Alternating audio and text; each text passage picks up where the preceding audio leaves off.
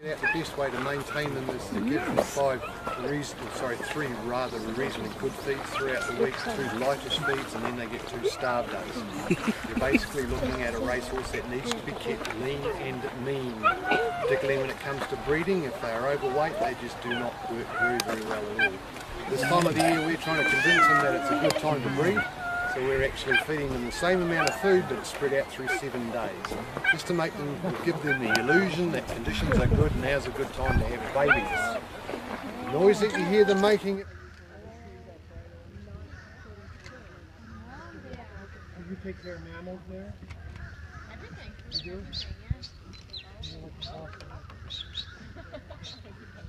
What's that, Yuma? You want people to buy a Florida Panther license plate?